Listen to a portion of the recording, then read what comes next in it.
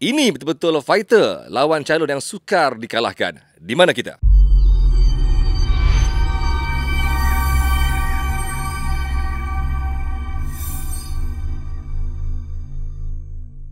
Okey tuan-tuan, Assalamualaikum dan selamat sejahtera semuanya. Dan pada hari ini seperti intro tadi, kami berada di lokasi yang saya kira bak kata orang tu lokasi yang sukar dikalahkan dalam PRU kali ini, iaitu di Parlimen P044, Parlimen Permatang Pauh, yang mana ini bukan sekadar kerusi tradisi parti sebenarnya, tapi di sini kerusi tradisi keluarga yang menyaksikan penyandang ataupun ahli parlimen sebelum ini, iaitu YB Nurul Izzah Anwar Ibrahim, yang kali ini akan mempertahankan kerusi di sini selepas menang dengan bergaya pada PRU yang ke-14, menumbangkan Muhammad Zaidi Muhammad Said, Datuk Muhammad Zaidi. Dan sebenarnya kerusi sini agak unik dan agak mencabar bagi calon-calon lain untuk merebutnya, kerana sejak dari tahun 1982 ini merupakan kubu kuat keluarga Datuk Seri Anwar Ibrahim. Tapi tak apa, dalam pilihan raya segala-galanya boleh berlaku, segala-galanya boleh menjadi sebaliknya. Kita telah pun dibuktikan dalam PRU sebelum ini apabila kerusi-kerusi kubu kuat juga pernah tumbang.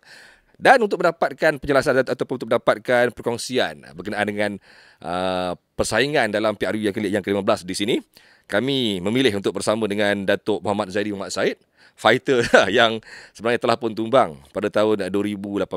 Dan bersama saya, Datuk Zaidi Muhammad Said. Jom kita. Itulah dia, calon berani mati. Kami kazi. Lokasi yang saya kira macam Allahu Akbar. Sejak tahun 1982 lagi ni. Tradisi keluarga kekal di Permatang Pauh. P044 Parlimen Permatang Pauh. Yang mana kita tahu memang kubu kuat Datuk Seri Anwar Ibrahim. Siapa yang bertanding dekat sini kira macam, entahlah, saya pun tak tahu kenapa Datuk Zaidi ni orang tak apa masih lagi cuba untuk mencabar di sini. Walaupun ramai kata sini tak payahlah kan. Tapi tak apa, kita reserve soalan tu selepas ni. Kita bersama dulu dengan pejuang ataupun pejuang sebenar lah. Bukan pejuang parti tapi maksudnya pejuang dalam BN yang sebenar-benarnya memperjuangkan kerusi di P044 Parlimen Permatang Pauh. Sihat tu? Okey, alhamdulillah. Sihat walaupun hari apa? Hari yang ke-7. Suara tu. Okay, hari ke-7 hari ni kita punya tenaga kena simpan lagi 7 hari lagi ya. Ya. InsyaAllah perjalanan baik, sihat. Seminggu tapi nampak macam baru 2 hari ni. Dia punya masih lagi nampak. Selalu kalau lepas seminggu dia nampak lesu. Nampak muka dah mula hitam. Ini dia jadi tenaga ni boleh jumpa hang. Itu dia semangat ni. Jumpa dengan kita punya orang-orang popular ni, kita pun kena jadi sihat. Allahu Akbar. Aduh, okeylah. Apa nama, macam mana Datuk mungkin dari segi pergerakan sepanjang tempoh apa kempen ni? Pertamanya masa tidur memang tak cukup lah. Yeah. Keluar pagi, balik pagi. Masa berehat ni dalam 4 jam tu kan cukup tinggi lah. Yeah. Anak isteri ni kena masing-masing bawa haluan masing-masing sekejap. Sabak sat. Tapi Alhamdulillah dia jadi bersemangat. Walau macam tadi Adro kata lah, dah 7 hari. Mungkin kebanyakan dah rasa letih dan sebagainya. Yeah. Tapi saya punya Panadol ni, dia punya ubat ni jadi kuat ni bila jumpa dengan rakyat. Dia mengalu-alukan kehadiran kita. Dan saya punya tagline Permatang Pauh berubah. Daripada jauh orang nampak, Datuk berubah. Datuk berubah. Dia jadi macam ubat tu. Macam ubat. Jadi semangat. Bukan ubat kuat Ya. Tu yang jadi semangat tu. Itu yang kata apa sikit itu yang jadi tak berapa letih tu. Yang nampak tak letih sangat tu sebab semangat, tapi suara berubah. Tapi suara masih lagi ada tone. Dia sedap. Masih lagi sedap. Suara orang Penang lagu ni ya? Ini suara orang Penang ni. Orang Penang lagu tu lah kan. Nasi kendak punya suara dia lekat tau. Okey, Datuk. Parlimen ni kita tadi seperti apa yang saya mukadimahkan dia sebagai lokasi yang kita kira entahlah kan. Dia sebenarnya kursi ni bukanlah kursi parti lawan. Memang kursi ni kursi BN. Sejak daripada awal dulu. Sekali je PAS pernah ambil pada tahun, saya lupa dah tahun lama dah ni, tahun 78. Saya baru beranak. Itu pun masa tu PAS dengan perikatan dengan Barisan Nasional. Yes, masih lagi dalam tim. Ya. Jadi BN ambil alih lepas tu dan BN sampailah pada tahun 82. Legasi Datuk Seri Anwar dah mula bertapak di Permatang Pauh. Jadi mungkin Datuk boleh ulas sikit. Adakah faktor legasi Anwar Ibrahim ni terlalu kuat di Permatang Pauh ni? Satu memang betul sebab Mungkin kerana dulu waktu menjadi ahli Parlimen Pematang Pauh, bermula daripada tahun 82, Anwar ni dia punya populariti mendadak dengan begitu cepat. Daripada timbalan menteri jadi menteri sampailah ke timbalan Perdana Menteri. Di dalam tempoh yang begitu panjang, 82 hingga 99, 99 pilihan raya. Jadi tempoh yang begitu panjang, dia dah membina kekuatan dia di Pematang Pauh. Jadi kekuatan sentimen Pematang Pauh pada dia itu jadi macam cukup kuat. Walau bagaimanapun, sama ada kita kena percaya ataupun tidak, UMNO tetap tak mati di Pematang Pauh ni. Kalau tengok pada kekuatan Nur Ibrahim ni, patutnya UMNO dah mati. Tetapi pejuang-pejuang UMNO Pematang Pauh tetap setia berjuang. Alhamdulillah hari ini suasana PRU yang ke-15 ini totally lain sama sekali lah. Ini sebenarnya memang ada satu angka yang unik untuk kita nak study pasal Pematang Pauh ni. Walaupun legasi Datuk Seri Anwar Ibrahim begitu kuat, melekat di Pematang Pauh. Tapi sebenarnya dalam rekod pernah menunjukkan bahawa Datuk Seri Wan Izzah pada tahun 2004 pernah mendapat majoriti yang sangat tipis, iaitu hanya 590 undi. Majoriti ketika itu. Bermaksudnya dia ada pasang surutnya juga walaupun legasinya kuat di sini. Dan pada PRU yang ke-14, Nurul Izzah menang dengan agak bergaya. Kerana ketika itu beliau memperoleh undi yang agak besar, iaitu 35,000 lebih undi dengan majoriti dia 15,668. Sedangkan Datuk Zaidi memperoleh 19,866. Manakala calon dari PAH Ustaz Afnan Hamimi memperoleh 14,000 lebih. Kalau digabungkan Datuk dan juga PAH pun tak boleh lawan lagi. Masih kalah. Masih kalah lagi. Jadi macam mana Datuk melihat situasi ini? Dia punya pasang surut tapi ada masa dia punya peak tu lain macam. Macam mana Datuk? Dia kenapa saya bertanding gitu. Bila kalau tengok daripada angka-angka yang Azrul sebut tadi, kalau tengok daripada angka tu macam itulah berani mati Dan kenapa nak bertanding? Saya nak bertanding dan saya yakin boleh menang atas faktor kebijaksanaan pengundi. Dia punya trend pengundian PRU 15 ini dah tak sama dengan PRU 14, 13 dan sebelum-sebelum. Ya, sungguh serius. Kebanyakan daripada pengundi-pengundi ini dah mula bijak. Jadi saya yakin bahawa pengundi akan memilih calon berdasarkan kepada kemampuan untuk bekerja di lokaliti kawasan yang terlibat. Parti dah jadi nombor 2 dah. Betul. Individu menjadi yang pertama. Jadi sebab itulah saya yakin saya boleh berjaya kali ini. Sebab saya tengok dalam tempoh 5 tahun ni, wakil rakyat Pematang Pauh ni, Nurul Izzah ni, yang menang dengan begitu besar, dengan selesa menjadi PRU 14, dia tak buat apa-apa pun di Pematang Pauh. Saya nak buka mata rakyat Pematang Pauh, tengok adakah kita masih nak membiarkan Pematang Pauh ini digunakan oleh keluarga Datuk Seri Anwar Ibrahim semata-mata untuk mendapatkan jawatan saja, tetapi tidak melakukan apa-apa untuk rakyat Pematang Pauh. Ini mesej yang saya nak sampaikan kepada rakyat. Soal menang, soal kalah itu nombor 2. Soal pertama, saya nak rakyat Pematang Pauh faham bahawa mereka perlu memilih pemimpin yang sentiasa ada perasaan hati kasih sayang kepada Pematang Pauh. Jadi adakah Datuk masukkan Datuk ada kelebihan itu yang sangat rapat, sangat sinonim dengan masyarakat di sini? Ya, sebab apa? Saya tidak pernah jadi wakil rakyat. Saya kalah PRU 14. Sebelum itu saya hanya ketua bahagian. Tapi saya dah buktikan kepada rakyat Pematang Pauh yang saya sentiasa ada bersama rakyat. Pada ketika susah, pada ketika apa keadaan, COVID ke, kebakaran ke, banjir ke, yang usung tilam ke, yang angkat bakul makanan ke, inilah orang dia. Yang ketika COVID orang angkat rakyat, angkat bendera putih pun, inilah orang dia. Saya tidak ada alasan yang saya tidak ada di kawasan. Sebab saya memang rumah tangga di sini. Kampung halaman saya di tak lari dah. Jadi ini yang menyebabkan saya yakin bahawa rakyat menilai keberadaan saya dalam kawasan jauh lebih berkesan daripada YB yang mereka pilih. Dan yang keduanya, saya tidak ada sebarang jawatan, tetapi saya dah buktikan kepada Pematang Pauh, saya boleh bawa pembangunan. Saya bina lebih kurang dalam 15 gelanggang terbuka di sekolah-sekolah dalam kawasan Pematang Pauh. Rakyat nampak hari ini dalam Pematang Pauh, nampak. Saya berjaya dapatkan peruntukan daripada Datuk Seri Najib dulu, membina sekolah menengah agama berasrama penuh. 85 juta di Pematang Pauh. Yang sedang dalam pembinaan sekarang ni. Okey, jangka siap. Dalam masa 2 tahun lagi akan siap. Sedangkan saya bukan ahli parlimen, saya tidak ada apa-apa jawatan. Tapi saya tunjukkan betapa kasihnya saya kepada Pematang Pauh. Saya usahakan semua benda ini. Dan dalam tempoh saya menjadi ketua bahagian ini, 2 buah masjid siap. Masjid Kubang Ulu dan juga Masjid Timah di Seberang Jaya. Dalam tempoh saya jadi ketua bahagian, 2 masjid baru siap. Dan sebuah masjid dalam pembinaan dah runtuh nak buat baru di kampung pertama. Ya. Dan sebuah lagi masjid dalam usaha kumpul duit untuk nak buat masjid baru. Jadi saya ada dengan rakyat Perempatan Tampau dan saya sangat terasa apa yang rakyat nak buat dan saya sentiasa ingin membantu mereka.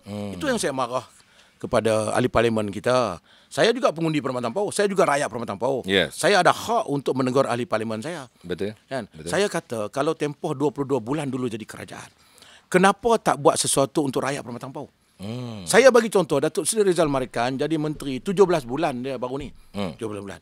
Dalam masa 17 bulan dia berjaya bina 700 unit rumah. PPR di Kepala Batas. Yes. Rumah untuk rakyat Kepala Batas. Yalah nak siap lagi 2-3 tahun tidak peduli, itu tak kisah. Betul. Yang penting peruntukan dah lulus, Yes. pelaksanaan itu akan jalan kemudian. Yes. Berjaya dapatkan peruntukan 45 juta PM umum di Kepala Batas baru ni untuk kompleks orang muda Kepala Batas. Berjaya dapatkan peruntukan 8 juta untuk bina Masjid Bertamputera. Hanya 17 bulan jadi menteri. Nurul Izzah, mak dia timbalan Perdana Menteri. Ya, betul. 22 bulan. Yes. Kenapa 22 bulan tak selesaikan masalah yang ada di Perempatan Tampau? Masalah sekolah tak cukup bilik darjah. Masalah banjir yang dah 25 tahun berlaku tak selesai. Masalah masjid yang nak bina, duit tak cukup ni. Luluslah. Kalau saya masa itulah, mak saya jadi timbalan Perdana Menteri, confirm lah. Bukan satu masjid lah, 3 masjid lah saya buat ni. Sebab ini kawasan kita. Yeah. Ini keluarga kita punya ni, Anwar Ibrahim punya keluarga ni. Yeah. Patutnya kita bagi keutamaan untuk bantu. Tunjukkan kepada rakyat Perempatan Tampau betapa kita kasih dan sayang kepada Perempatan Tampau. Tapi 22 bulan ada kuasa, tak tunjuk pun kasih sayang kepada Perempatan Tampau. Ini yang buat saya yakin untuk lawan dengan dia. Ya, tapi tadi Datuk dari awal menyebut pasal kali ni pengundi akan memilih ke arah calon, bukan lagi parti. Ya, saya setuju. Tetapi adakah pengundi juga akan melihat kepada faktor populariti? Sebab yalah Nurul Izzah ni bukan nak kata Tok Zaidi ni tak popular, tapi yalah nak Saya Nurul Izzah nampak, ni. bagi saya Nurul ini popular. Yes. Memang saya akui dia popular. Yes. Di peringkat nasional Yes. dia jauh popular. Tetapi di peringkat Perempatan Tampau dia punya populariti dia tu dah merudum dengan tu. Saya berada masyarakat. Dalam tempoh kempen, sebelum kempen saya berada ramai dalam sekeliling masyarakat ni. Saya jumpa dengan ramai orang dah mula bercakap. Ya memang Nurul ramai orang suka dia, tapi dia YB 5 tahun sekali. Kan, sekali-sekala datang kan. Jadi rakyat nak YB yang ada sentiasa ada bersama dengan mereka. Dan rakyat pun dah boleh nampak. Memang dia popular, memang orang suka pada dia, tapi waktu ada kuasa, waktu jadi kerajaan, hang tak buat apa pun untuk orang Perempatan Tampau. Rakyat pun dah boleh fikir. Sekadar populariti saja tidak menjamin apa-apa. Itu yang saya yakin saya boleh lawan dia pada PRU ke-15 ini. PRU 14 PAS bertanding. Dan ketika itu Ustaz Afnan mendapat 14,000. Senang kata PAS juga ada figures di Perempatan Tampau. Bukan calang-calang juga lah. Walaupun dia kalah di semua DUN pun dia kalah. Dan ketika dan time tu PRU 14 ke semua DUN dimenangi oleh PKR. Jadi maksudnya PKR punya populariti dalam PRU 14 lebih besar. Tapi PAS still ada numbers. Dan kali ini dan pada PRU yang ke-14, kemenangan Nurul Izzah juga dibantu oleh Bersatu. Dan juga Pejuang lah yang sekarang ni di luar kan. Jadi mereka memberi undi solid PH kepada Nurul Izzah. Tapi pada PRU 15 PAS mendapat bantuan daripada Bersatu kali ni. Manakala Pejuang stand alone keluar daripada PH dan stand alone untuk PRU ini. Dan kali ini dalam PRU yang ke-15 pertemuan 4 penjuru iaitu Datuk sendiri akan bertemu dengan Ustaz Fawaz PN PAS dan Cikgu Nasir Pejuang serta Nurul Izzah sendirilah. Adakah faktor ini perpecahan dalam PH yang mana mewujudkan Pejuang serta Bersatu membantu PAS akan beri kelebihan kepada BN kerana BN still akan mendapatkan undi yang asal pada PRU yang ke-14. UMNO ni, BN ini undi yang kekal lebih kurang 19,800 tu. Ya, betul. Saya yakinlah undi-pengundi Barisan Nasional ni dia tetap kekal dengan jumlah undi yang ada. Untuk PAS ini dulu ada 14,000 lebih. Ya. 14,000 lebih, tapi apabila dalam tempoh kerajaan sebelum ini, tempoh muafakat nasional ini, sudah ada persefahaman. Saya bercakap secara terbuka bahawa saya dengan PAS ini mempunyai hubungan yang sangat baik. Ya, okey. Kepimpinan PAS di kawasan sejak daripada awal telah pun memberi restu bahawa saya akan bertanding parlimen, mereka tidak akan menyokong calon-calon lain. Mereka mahu saya. Malahan mereka hendak saya bertanding di Parlimen Perempatan Tampau ini, pertandingan 1 lawan 1 dengan PH ini, hinggalah ke 2 hari, 3 hari sebelum penamaan calon. Oh ya. Oh. Mereka kekal. Saya berjumpa dengan YDP PAS kawasan, berjumpa dengan Timbalan Putrajaya PAS Negeri Pulau Pinang, berbincang. Saya nak bagi tahu kepada ahli-ahli Walaupun PAS. PAS bersama dengan PN. Walaupun PAS bersama dengan PN, mereka sentiasa. Pada hari pertama Parlimen dibubarkan, malam itu saya dengan YDP PAS makan, boleh tengok dalam Facebook saya. Mereka secara terbuka menyatakan bahawa mereka menyokong saya dan mahu saya. Mereka pun akui bahawa saya yang banyak buat kerja untuk rakyat di Permatang Pauh. Alhamdulillah, saya terima kasih kepada penyokong-penyokong PAS ini. Dan mereka juga memberi sumber motivasi kepada saya. Datuk tanding, insyaAllah kawan-kawan akan sokong Datuk. Jadi saya haraplah pengundi-pengundi PAS akan membuat keputusan berdasarkan kepada nak tengok Pakatan Harapan tumbang di Permatang Pauh. Jadi kalau nak tengok Pakatan Harapan tumbang di Permatang Pauh, mereka hanya perlu undi satu calon saja. Dan kalau mereka selama ini kata saya yang banyak berkhidmat untuk rakyat Permatang Pauh, bagilah undi itu kepada saya. InsyaAllah untuk Ustaz Fawaz akan ada masa dan ketikanya nanti. Sebenarnya okeylah. Kita usik-usik sikitlah. Sebenarnya misi utama Datuk ialah menumbangkan PH tu ke ataupun untuk membawa misi rakyat. Ini dua dalam satu. Ya. Rakyat ini keutamaan saya. Yes. Sebab saya nak berjuang, nak membantu rakyat Permatang Pauh ini, saya punya tahap keinginan itu cukup kuat. Tapi saya takat mana saya boleh bantu kalau saya tidak boleh menumpangkan PH.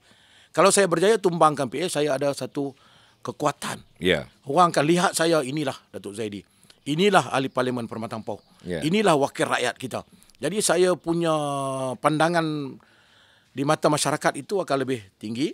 Dan sudah semestinya kepimpinan di peringkat pusat juga akan tabik dengan saya lah. Jadi faktor legasi ni bukan faktor yang main-main sebenarnya tuan-tuan. Kerana seperti apa yang berlaku di Kepulauan Pasu, walaupun Tun M bukan lagi di Kepulauan Pasu, tapi dengan bantuan Tun M di Kepulauan Pasu memberi kemenangan yang besar kepada YB sebelum ni, iaitu Dato' Amiruddin. Dan faktor legasi di sebuah kerusi memang kita kira sangat-sangat kuat untuk dicabar. Dan yalah, saya setuju juga jika Datuk mampu menumbangkan legasi Datuk Seri Anwar Ibrahim, sejarah bakal tercipta di Permatang Pauh sebenarnya berlama ni, 82 sampai hari ni. Betul. Jadi adakah juga Datuk ada satu misi untuk mencipta sejarah sebenarnya? Dan nama Datuk akan naik ni kalau ia berlaku. Ini memang doa saya dan memang cita-cita saya daripada awal dulu adalah untuk menumbangkan dan menamatkan legasi Anwar Ibrahim di Permatang Pauh. Ini saya punya tekad daripada dulu. Sebab dalam perjuangan ini kita rasa kita benar, kita kena teruskan.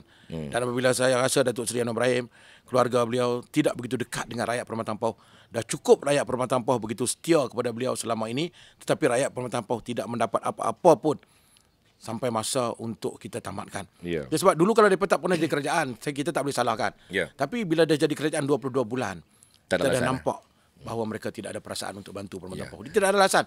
Untuk rakyat Permatang Pauh tidak menolak dia dalam PRU ke-15 ini. Datuk, PRU 14, 81,789 pengundi.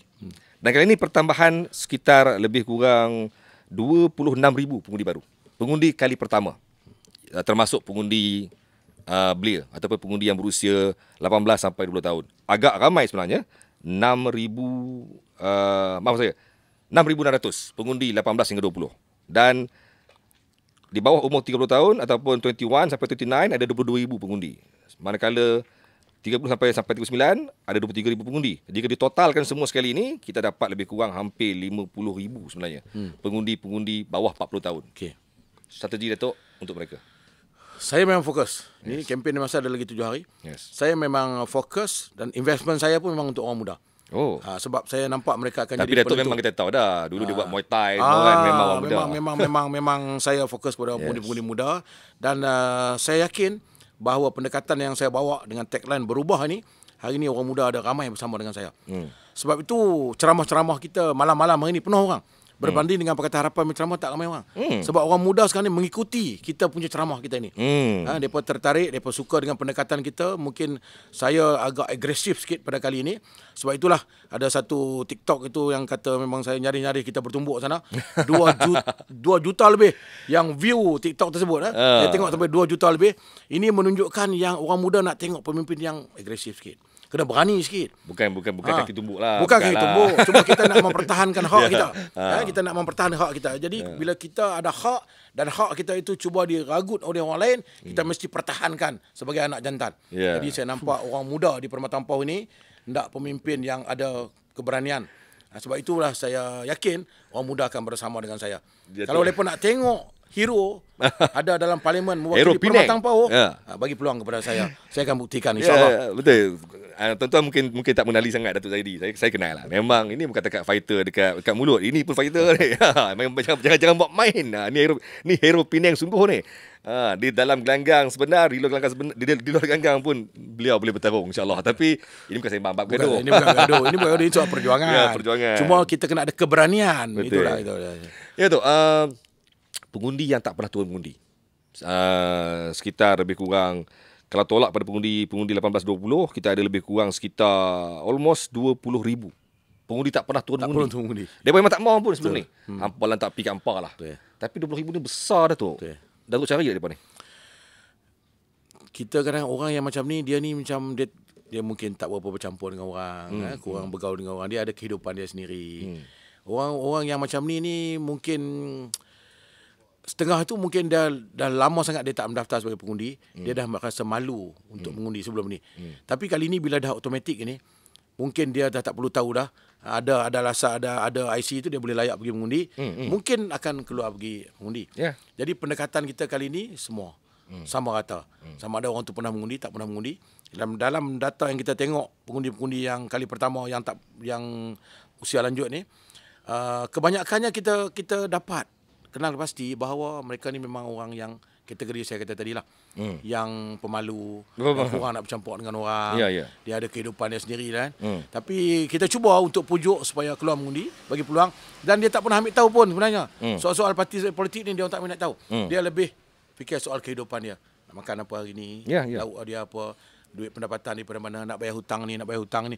Ini orang-orang yang sebegini ada 20,000 lebih dalam Permatang Pauh ni. Tapi besar. Kita cuba bagi kesedaran bahawa kenapa mereka perlu untuk keluar menunaikan tanggungjawab dalam PRU yang ke-15 ini. Ya Datuk, secara nasional pula kita lihat dengan pengumuman BN mencalonkan Datuk Seri Ismail Sabri sebagai calon Perdana Menteri, adakah dia memberi impak yang positif di Permatang Pauh sendiri? Kerana Permatang Pauh ni kita faham PH menamakan Datuk Seri Anwar Ibrahim. Sebelum ni Datuk sebut dulu Wan Rizah TPM. Sekarang ni Permatang Pauh boleh berangan orang kita jadi PM lepas Betul. ni. Macam mana tu? Dan orang Permatang Pauh pun hari ini rasa seronok sebab Datuk Seri Ismail Sabri ini adalah bos saya. Saya bersama dengan Datuk Seri Ismail Sabri ini sejak daripada beliau menjadi Menteri Kementerian Belia dan Sukan, kemudian Kementerian Perdagangan. Di Kementerian Perdagangan saya bersama dengan beliau. Di Kementerian Pertanian saya menjadi pegawai kanan beliau. Di Kementerian Luar Bandar saya menjadi pegawai kanan beliau. Ya. Jadi pengalaman orang Permatang Pauh tahu bahawa Datuk Seri Ismail Sabri ini, bukan orang Permatang Pauh tahu, satu Malaysia tahu bahawa Datuk Zaidi Ismail Sabri ini memang pasangan yang rapat selama ini. Tag team lah. Tag team. Jadi semua orang tahu bahawa kalau apa-apa Datuk Zaidi, apa-apa dengan Ismail Sabri Datuk Zaidi. Jadi orang Permatang Pauh juga beruntung apabila Datuk Seri Ismail Sabri menjadi Perdana Menteri, kerana mereka tahu bahawa saya mempunyai hubungan yang sangat baik dengan Datuk Seri Ismail Sabri. Jadi kalau orang Permatang Pauh rasa Anwar Ibrahim jadi Perdana Menteri, dia akan dapat lebih keistimewaan. Ya. Saya bagi jaminan bahawa Datuk Seri Ismail Sabri menjadi Perdana Menteri, orang Permatang Pauh juga akan dapat banyak keistimewaan berdasarkan hubungan baik saya, dan saya sangat mengenali Ismail Sabri ini sebagai orang yang suka membantu orang. Sebab geng dia kat sini kot. Kan? Sebab geng depa kat sini. Lagu tu no. Okey. Kadang-kadang geng ni lain macam sikit. Lain macam sikit. Dia boleh Ya, dia boleh sembang-sembang Datuk kan. Okey. Alright. Last question lah. Keyakinan Datuk melihat kemampuan BN. Sebab orang kata kali ini berliku kerana pecahan pengundi yang pecahan parti pun dah banyak. Kemampuan BN untuk menawan Permatang Pauh. Putrajaya. Putrajaya ni saya setujulah bahawa memang cabarannya berliku. Semua banyak pihak mengakui bahawa agak sukar untuk mendapat satu parti yang boleh mempunyai majoriti, simple majority, agak sukar. Yes. Tetapi berdasarkan kepada corak kempen yang sedang berjalan dalam tempoh 7 hari ini, berdasarkan kepada respon yang ditunjukkan oleh rakyat, dan berdasarkan juga kepada momentum yang ditunjukkan keseluruhan kempen, insya-Allah Barisan Nasional mempunyai keyakinan untuk menang dengan kerusi yang lebih daripada PRU ke-14, dan saya nampak kepribadian Perdana Menteri Datuk Seri Ismail Sabri dengan tawaran yang beliau bagi kepada rakyat, insya-Allah BN akan menjadi parti yang memenangi kerusi lebih daripada parti-parti lain. Ini yang saya sangat berkeyakinan. Ya. Malahan di Perkhidmatan Pauh ini pun yang dianggap sebagai kubu kuat. Makin hari saya macam rasa makin nak bagi tahu kepada Perdana Menteri, nak bagi tahu kepada Presiden UMNO bahawa kita boleh memberi dia satu kerusi dalam Barisan Nasional untuk PRU ke-15 ini. Berdasarkan kepada sambutan rakyat. Ya. Okey, Tok. Kameraman pun dah bagi signal lah. Kita punya segmen tak lebih setengah jam sebenarnya. So maksudnya kita rasa macam kali ni macam terasa macam set dah habis. Selalu rasa macam lama kan. Ni rasa macam set dah habis lah. Rancak. Oh, dah rancak. Rancak kandak lain sikit. Oh, kandak lain sikit. Boleh ambil ilmu tu. Boleh ambil ilmu. Okey, Datuk Seri. Datuk Seri. Amin. Hari ni saya pergi kawasan banyak orang panggil YB kat saya. Oh, okey. Tu amin tu. Pagi tadi ada 3 jenazah saya pergi. Banyak YB. Saya doa amin. Jalah nak kata apa lagi kan. Amin. Mana tahu mana hantu rezeki. Memanglah betul Datuk lepas ni naik pula Datuk Seri. Betul lah. Lepas ni Tan Sri kan. Okey. Datuk, last word untuk pengundi Perkhidmatan Pauh secara khususnya dan juga pengundi Malaysia secara amnya, nasihat, saranan, pandangan kepada mereka semua. Silakan, Tok. Pertamanya, saya berharap kepada pengundi-pengundi Perkhidmatan Pauh, tagline saya, Perkhidmatan Pauh berubah.